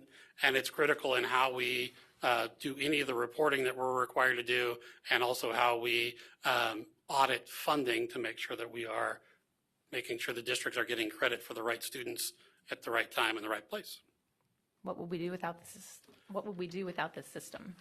We go would back have to to come paper? up with a different way to match students with the same names and go through the whole process. So I don't know. We'd have to come up with a whole new system to do it. This particular vendor, so for this, as we're looking at a sole source contract to move forward with, this contract also is one we've had. It expires at the end of this fiscal year. We want to make sure that we can continue this contract without going for an RFP, which is why we're doing it now. If it gets denied by the Department of Administration, we'd have to do an RFP. We're pretty sure that either nobody else can do it, or it would cost significantly more to do the same work. Thank you. Board members, any questions? It also, I just want to point out, the reason that we want that ID, for all the reasons Frank talked about, it also is the privacy factor that we're not releasing names out there. We have an ID that attaches, that holds privacy there. So that's all. So on the staff side, that's how we assign teacher licenses too. And that's, so that's why there's two contracts, one for students and one for staff. Thank you. Any other questions or discussion? Okay. I have a motion from Jim and seconded by Dina to approve to approve G, H, I, J, L, and M from consent. If we are done discussing, we're ready to vote. All in favor, raise your hand. Opposed? It's 9-1. Michelle, motion passes. And then we have item N, act to approve Kansas Registered Teacher Apprenticeship Meadowlark Grant Funds. What can you Yes. tell us? Good morning, Madam Chair. So in order to explain kind of how we've funded the program, and I'll go back through another history laydown, if you will, of how we started the program and the different funding sources that we've utilized, because we've utilized three. So originally when we first started looking and planning into starting the pilot and the Registered Teacher Apprenticeship Program in general, it's like, hey, there's this new program, but there's no funding for it. What are you going to do? At the same time, teacher licensure had received gear funds, about $409,000 that we were able to utilize to push towards whatever initiative we wanted to move forward. So we used that as our planning funding for this actual program. So when we first started the pilot and kind of worked through that, we funded it through Gear 2 funding. So we were allotted $409,000. Shane, Yes. just remind the board, what was GEAR funding? Oh, boy. The Governor's Emergency Education Relief Funding. Came from COVID relief. COVID relief, yes. Yep. And as far as the funding, we broke it out that we would pay up to $10,000 per apprentice for tuition, $1,500 for mentor stipends, and then we also included wage reimbursement up to $16,000 for our district. So through our pilot, originally we had like 8 districts and 18 individuals that identified that they wanted to start the program. However, when we went to start the program, some people dropped out and decided they weren't ready to do it. So we moved forward, and I mentioned we had 14 apprentices in 6 districts. So we had a little funding left over from that. As we went through the process, through the pilot, some of the tuition funds that we had set aside, we weren't able to tap into, or the districts weren't able to tap into for different reasons, mainly because of how we identified that we were going to be the last payee. So some people receive scholarships. Bottom line is, with those GEAR funds, we ended up spending about $328,000 for those pilot districts, and that left, roughly $80,000 plus that we weren't able to spend. However, some of that money that was carried over, we were able to utilize it to help pay for additional wages, a little bit of wage support for our pilot members through September 30th of this year, because that was the deadline that we had to spend that money. If you didn't spend it by then, it would go away. In addition, we also kind of helped try to utilize that. Actually, we ended up moving to another fund. So that's everything that we covered for our Gear 2 funds. So as we transitioned, as we started our pilot, we also participated in the grant request with Department of Commerce. That was submitted in the summer of 2023. However, we didn't receive notification that we received notification we were approved, but funding wasn't received until October of 2023. At that point, we were already in the middle of our pilot, and we couldn't tap into those funds. So the first opportunity we had to tap into those funds and support the apprenticeship program was our fall 2024 start, which over the summer last year, we put in a request for, I had it here, give me just a second. I think it was around $1.4 million to support this first statewide cohort of apprentices. And as far as the Meadowlark, that is our main source now, but over the summer we also had additional funding from ESSER funds, which is also a part of those relief funds that needed to be utilized prior to September 30th. So we utilized that to pay $5,800 to districts for wage reimbursement, and we did exhaust those funds. Those were the final set of funds were pulled out November of this year. As we've gone through the pilot, we've opened up statewide, we've had to adjust some of our costs. So moving forward, if you look at the Meadowlark grant for this fall 2024 cohort, we authorized a $5,000 operational cost for districts, which helps districts provide support if an apprentice needs a laptop, or if they need some type of materials to start in that position, then the district can tap into those funds to support that apprentice with that program. But the wage support, the operational cost, that's all been removed because we can't continue to pay that. And based on what is the priority for us is to pay for the tuition and to pay for the mentor stipend. So that's why you see for our 83 apprentices that we're supporting now, it's $5,750 that we're spending for this spring 2025 cohort, and that'll be $2,500 for spring tuition, $2,500 for summer tuition, and then $750 for that mentor stipend. So we break mentor stipends out into 2 semesters. So that's how we came to those totals. So I don't know if I addressed your question. I hope so. And it was also requested that I have a list of districts and board district breakdown for each one of these, and I do have that, so I can send that out later. On Friday notes. Okay. Yep, no problem. Any other questions for Shane? Ann? Just a comment. The work you guys have done on this is just amazing. I want to thank you and your staff for, getting to 176? 178. Oh my gosh. Yeah, it's incredible. I'd probably get more questions on teacher licensure than anything. And Shane's always right there. His folks are just terrific. So thank you for all your work. Thank you, Ms. Ball. I appreciate it. Thank Okay. you. With that, I think we're ready to vote on N. All right. Thank you, Jim. Jim has moved. May I have a second? Who is that? Betty? Okay. All in favor, please raise your hand. Opposed? Is 9-1. Michelle, motion passes. Thank you, Madam Chair. Thank you.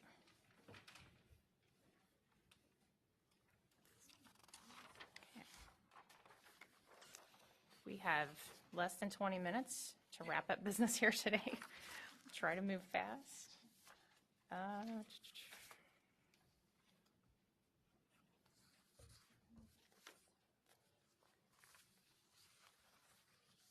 So for the chair's report, I will try to be brief. I had a request from a board member last week for more information on the meeting that Vice Chair Porter and I had with KBOR. And so the quick follow-up there is, I'll start with a reminder that the state board has set a goal that we would like to be providing we'd like to see students graduating from high school with the first 12 college credit hours paid for. KBOR has a similar goal, except they've upped it. They want to see 15 hours. And so the conversation that we had with KBOR right after the last board meeting in November was really just to revisit. We've started that conversation with them months ago, and it was revisiting the conversation, just kind of a check-in. And so the onus in this situation, really most of it rests with KBOR. There's not a lot that we can do as a state board. We can't appropriate those funds. Like it's not a funding issue on our side. They're logistical issues on their side. And so we really just had kind of a high-level conversation. They are continuing to work on it, and they stated that they do have a goal of making sure that they have everything in place to make this happen in the summer of 25, so that in the fall of 2025, those students that are going back to high school would have that opportunity there and ready. And I actually, when I walked in yesterday, I had a conversation with Michelle, because I have kids in high school right now. She's recently had kids in high school, and I said, can we tell me what your experience was with dual credit? I know that where I am, AP gets pushed more than dual credit.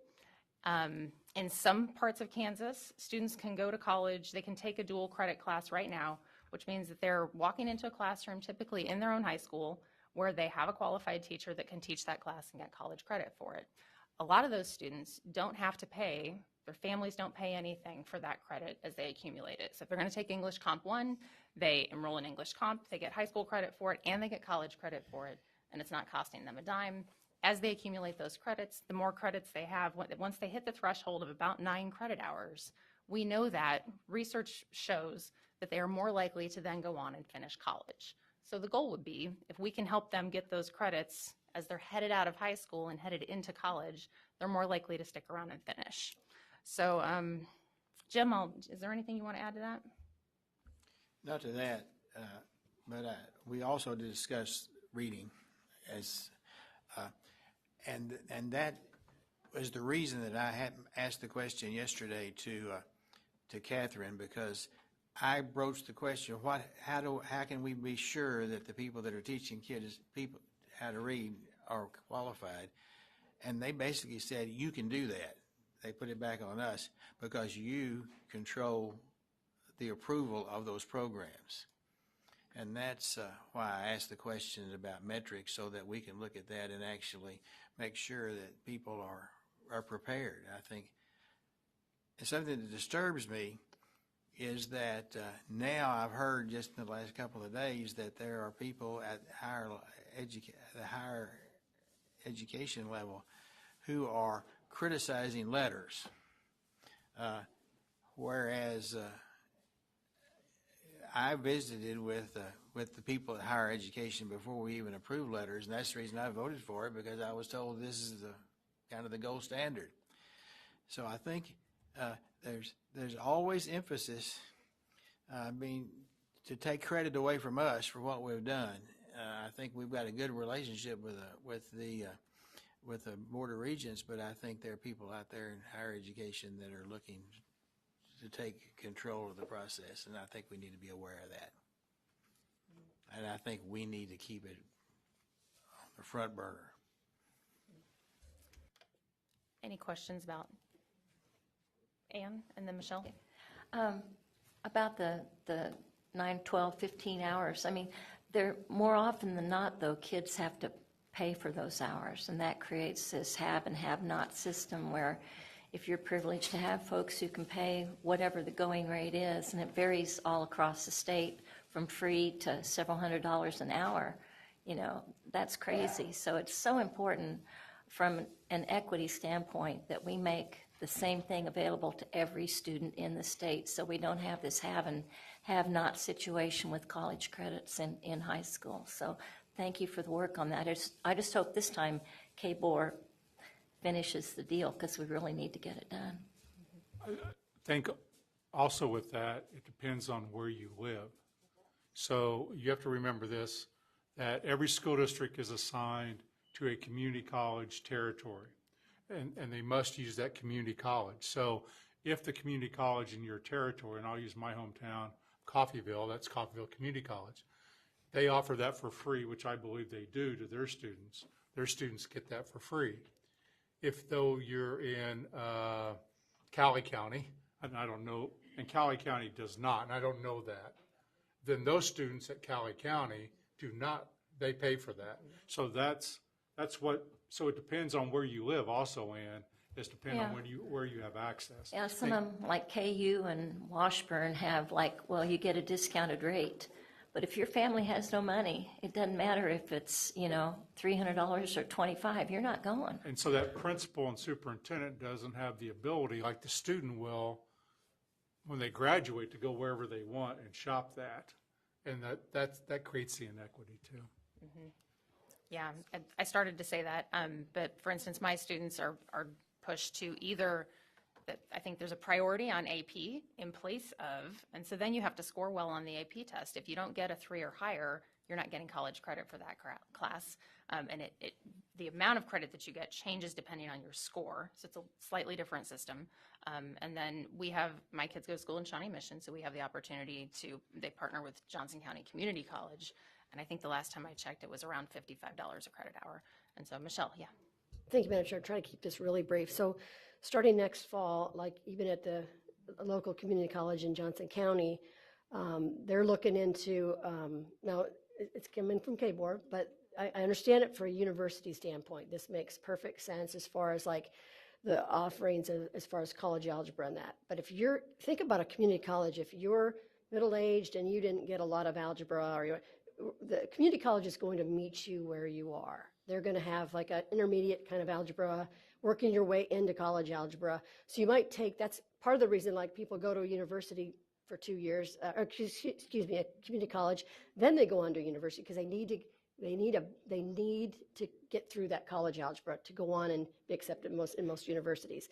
So my question is, we're getting into like, okay, now if I'm going to be in interior design, I might just need to take statistics, or I don't need that college algebra. So I'm wanting to know, like, if they're going to that, are we going to be getting rid of like that intermediate as well at the community colleges? Are we going to? Because it sounds like they're going to be saying, we're not going to be offering that. They need to pass that either in high school to go on and be college ready, or they need to be.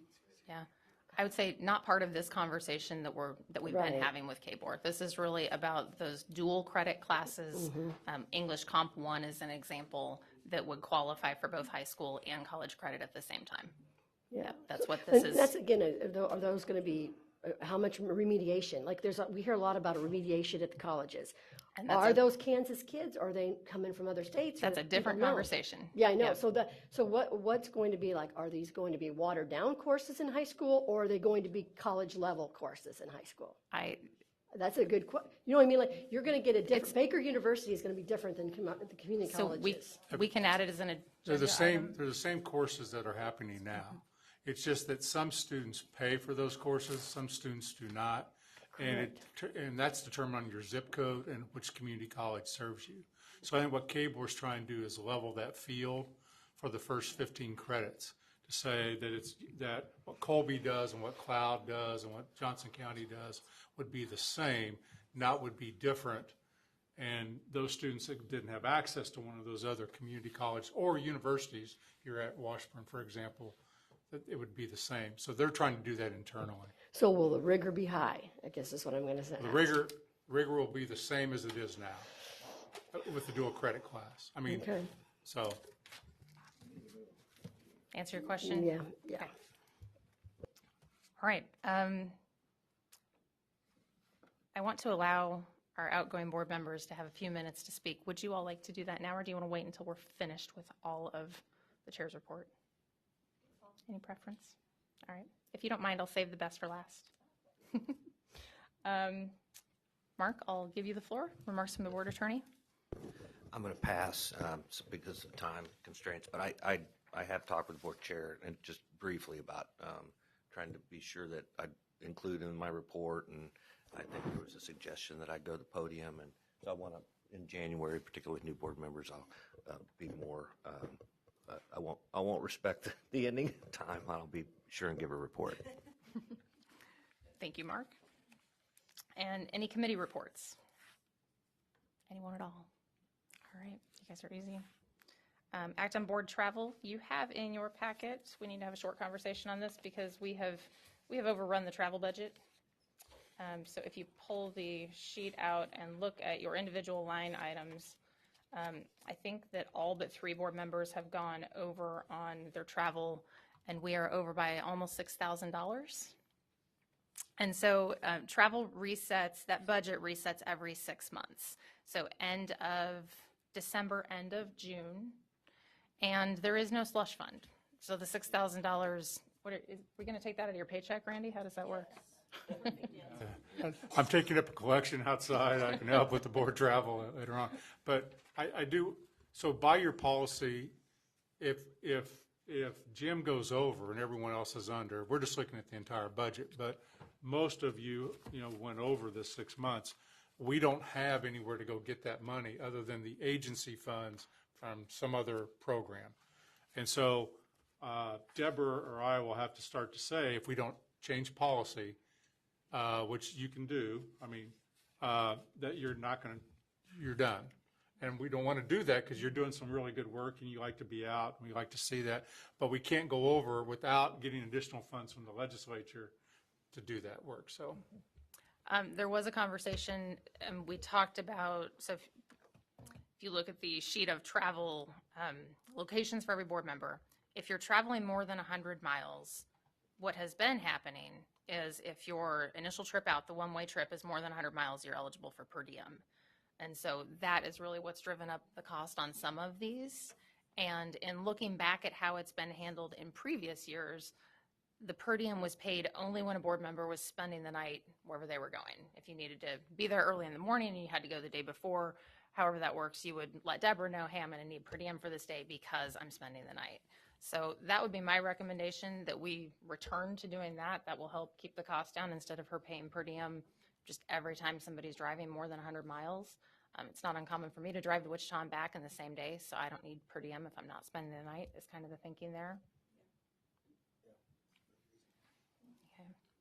So perhaps something that board policy can take up as well. I see Betty making a face, so she's thinking. Okay. Jim? Also, in the past, we were told, if you're going to go to a meeting for an hour, maybe you shouldn't claim salary. But if you're going to go to maybe a 1 hour meeting 3 times, you put them together and claim 1 day of salary. And that's sort of been the pattern in the past. And I would suggest we at least consider that again to make it look like a day. I do bond hearings that take 15 minutes. I'm not going to turn in salary for something like that, even though it takes a day. We need to, I think, have the discussion about, what constitutes salary, and is it 1 hour someplace? Maybe not. But anyway, that's something I think we need to. That's a good point. And I think, excuse me, a lot of us have done that in the past, where if you have a couple of meetings in a week, you might put them all together and say, Deborah, can you give me a half-day salary for these 4 days that I had one meeting? So, okay. Any other comments, questions? All right. We will move on to action on board travel. May I have a motion to approve board travel? Michelle? Second. Betty? All in favor? Raise your hand. 10-0. Motion passes. Thank you. Requests for future agenda items. If you've got them, make them quick. Moving on. Okay. Jim, I'd like to start with you. I'll just move down the table this way if that's okay. He's giving me that look. Would you like to make some comments? Mr. Outgoing Board Member, we so appreciate your service. When did you start on the state board, Jim? I don't know. You don't know. 12 years ago. He mentioned term limits to Yes, me earlier. I believe in term limits. Been here way too long. The floor is yours if you would like to make Okay, any departing comments. I wasn't ready for that. Well, then I can start with Ann. Let me jump to the other end. Ann's always ready. Yeah, exactly. No, I thought you'd start like with 1 and I'm 10. Well, I'll start with the junior member, and I don't have You know, a lot of words of wisdom. I've certainly enjoyed my 16 years in public service and getting to know all of you guys, especially Danny. Gave me a really nice gift yesterday, and it's just been fun to get to know everybody. I want to thank all of you, particularly Randy and the staff. They're just amazing, and for your vision and your leadership. My family, it's a team sport running for office. If you've not ever done it, you don't know, but it is. And I want to thank my husband Larry and everybody who's been there for me. I want to thank Jim Porter for taking one for the team and going another 4 years while the rest of us bailed out on you. So anyway, really do wish everybody good luck. There's only a couple of things I think about a lot that I wanted to share. One of them is don't water down the science standards, either for high school or for teaching. We're already behind the rest of the world on that, so don't do it. Be aware the legislature this year is going to come after you. They're going to come after public schools, and they're going to come after even local school boards. So I was really thrilled to see us stand so firm yesterday on our constitutional responsibility and authority to manage what we do. And they're also planning on winding up in mid-April. So it's going to be really fast this year. Last thing is we have a lot of really great things going on in career and tech ed. Don't mess it up. Support it because kids really need it. It keeps them in school and helps them be successful. And that's it. I wish you guys and all the new board members good luck in going forward. If anybody needs my old testimony, just call. I'll send it. And thank you all so much. Thank you, Ann. Dina, would you like to say a few words?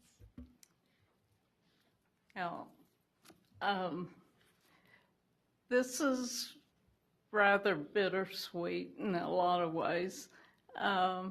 After, let's see, it's been actually 28 years total with my service to the legislature as well.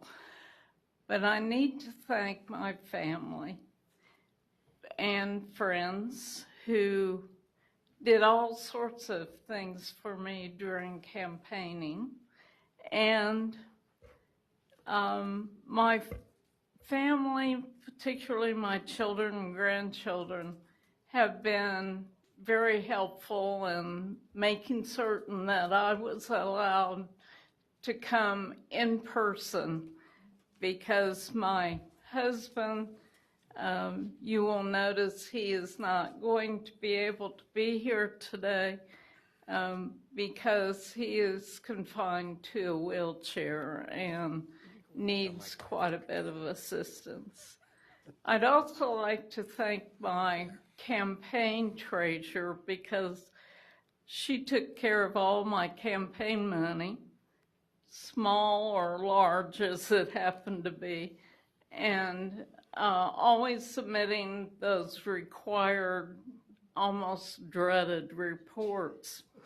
And I'd like to thank all of the school districts who were in my old District 6 and the new District 6 districts, because they've invited me to come to schools within the district and lots of events, and those really have been the highlight of my last 12 years.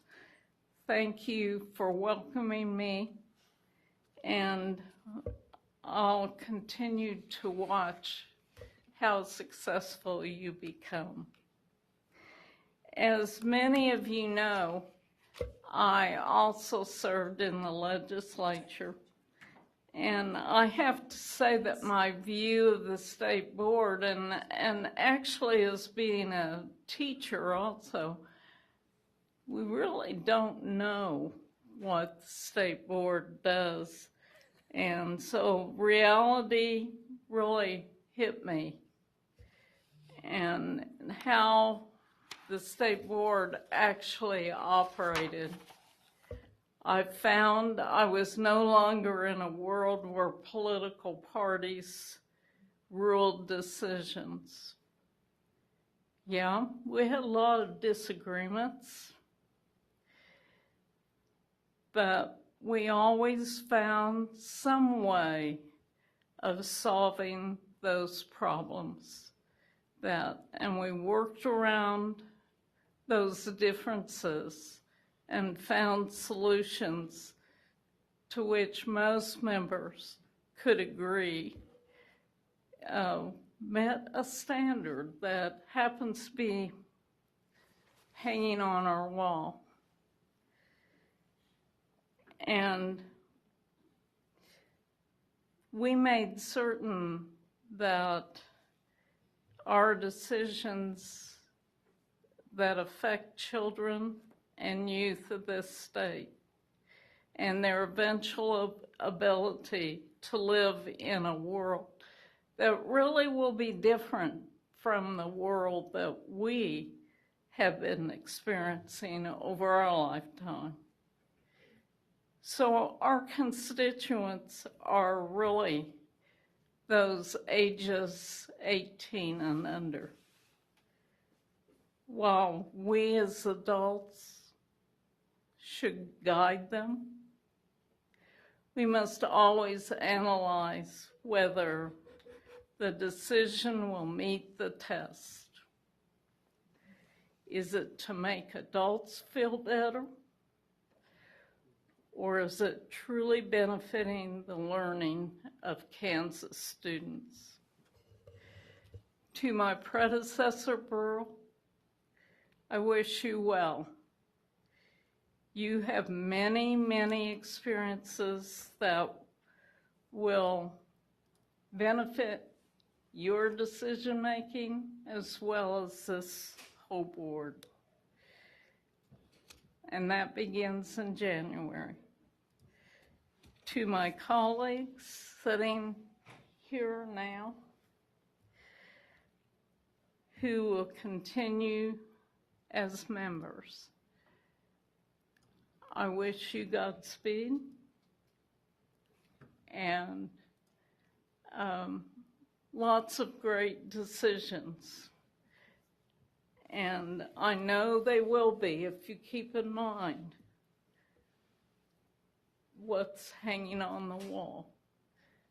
If you can always explain why you made that decision, it's pretty hard for us to disagree with the fact that you made that decision.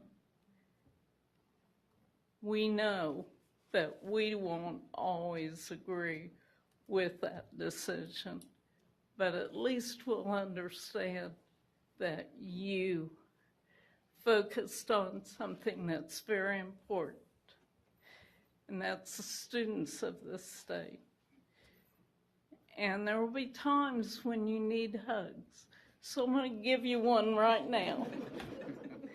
Thank you very much for being my colleagues. I've enjoyed all of you, and I'll enjoy watching you from afar.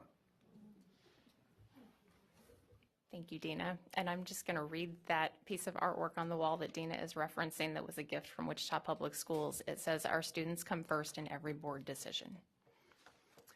Jim McNeese, the floor is yours if you would like it. Well, first of all, it was never a life goal or a consideration to be on the state board. And my first encounter with the state board was in 1981. I had a counselor that wanted to get a computer, and they had a computer that probably isn't as good as my watch, but we wrote the grant, and we won. And then I found out that we would go to Topeka to get the check. And we had to go to the state board. And my first question was, well, who are they and what do they do?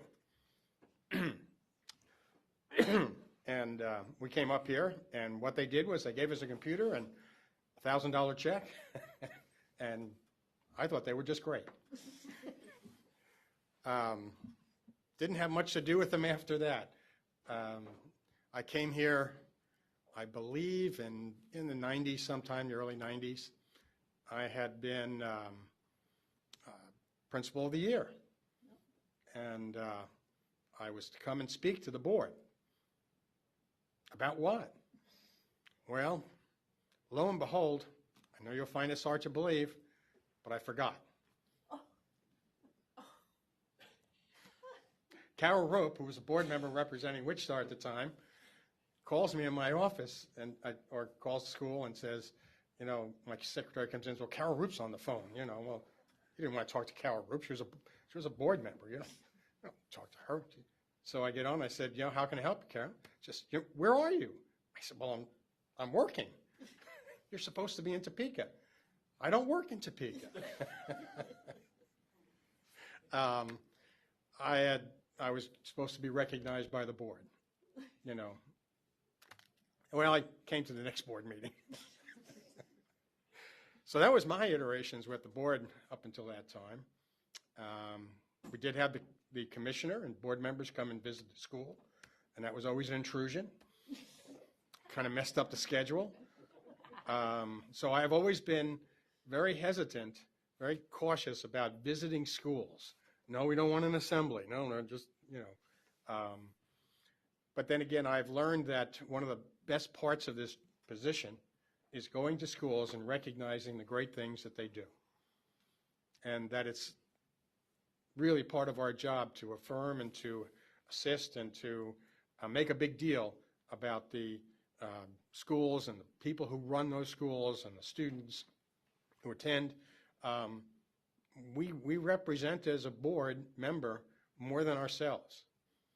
And we need to be cognizant of that. You know, the field, the professionals, the education, as well as parents and students, they hear what we say, and they take it to heart. And when we criticize or demean or in some way don't support our schools, you know, that's taken seriously. We are in a serious business, you know, and I love our schools, public and private, and I think they're doing a great job. They have no control over their the people they're working with. When they come in as kindergartners or preschoolers or transfer into your school, we take everybody, you know, and we do a darn good job. You know, can we do better? The answer is yes. Are we going to? The answer is yes, because the people who are leading and working for our kids are consummate professionals, and they believe in the success of each student, as we have as our goal, and they need our support, encouragement, yeah, a little criticism here and there, but positive and worthy of what you say.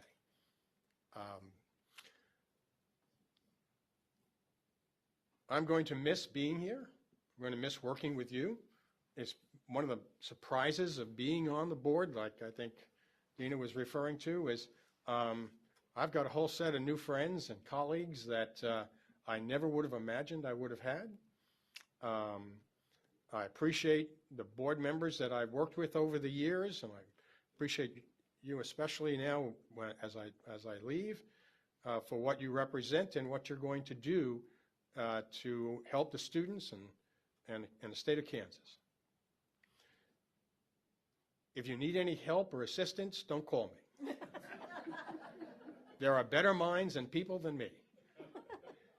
But I will tell you that I will follow what you do. I will hold dear the relationships that I've had here, and I'm proud of the fact that this board has been in the forefront and in the position of leadership, and not just of criticism. It's easy to criticize, it's hard to lead. Criticizing is not leading. So good luck as you move forward. Good luck in your lives. I consider you friends. I consider myself lucky to have been here. I do want to shout out to all the folks that work in the Department of Education for the state of Kansas. I've been very impressed with those folks and what they do, and the leadership and the great things that happen in the state. I'm kind of getting redundant now, but I don't think you can say it enough. You know, I'll miss you. I've enjoyed this. I'm probably better at it now than I was when I came, but you always leave when you're better, I guess. You know, thank you, and thank you to the districts and District 10 that have supported me and all those. I think I visited almost every school in the state, not as quickly as Randy, but I've been all over. And if I haven't been to your school, I'm sorry. You can still invite me. You know, I'm not going to come, but that's all right. You know, I don't know how to say how much it's meant to me to be here. So thank you. Good luck in the future. I have great confidence that things will continue to improve, and the students of Kansas will be the beneficiaries of your service and leadership. So thank you. Thank you, And Jim. by the way, thank you, Randy. You've done a really good job. Probably one of the best things I did was vote for you.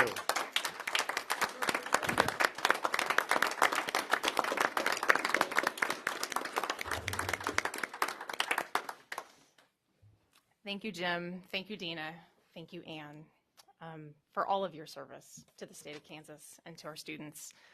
Without any further ado, the room has filled up with people that are here to acknowledge and thank you all. So we are going to adjourn. We have some gifts for you from the board, and there will be room for speeches and snacks and all kinds of things. So thank you, everyone, for coming today, and we are adjourned until January.